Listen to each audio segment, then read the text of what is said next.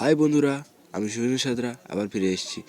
তো আজকে আপনাদের আমি শেখাবো যে কী করে অনলাইন বা কীভাবে আপনি মোবাইলে অ্যাপ্লিকেশান দিয়ে টাকা ইনকাম করবেন। তো এটা সবাই চায় যে একটা মোবাইল ইউজ করছি, তো এখান থেকে যদি কিছু ইনকাম করা যেত, বা ইন্টারনেট ইউজ করছি কিছু যদি ইনকাম করা যেত, তো সেই সম্পর্কে আমি কিছু কথা বলবো। তো দেখুন, এখন ইন্ডিয়াতে আমাদের এখন অনলাইন বলতে এই মুহূর্তে আছে ধরুন চ্যাম্প ক্যাশ থেকে আপনি মোটামুটি টাকা কামাতে পারবেন।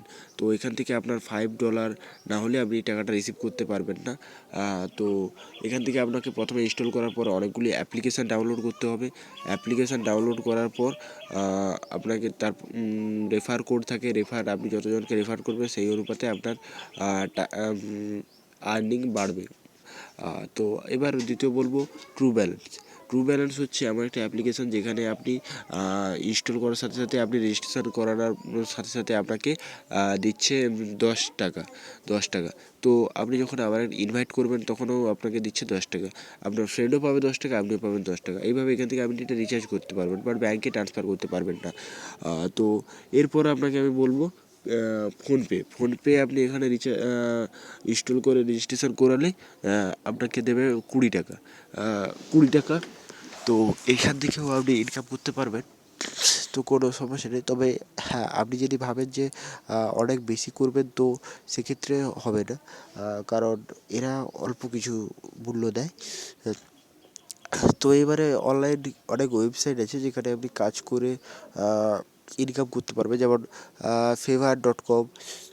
এখানে গিয়ে আপনি যা করতে পারেন সেটা আপনি এখানে পোস্ট করবেন।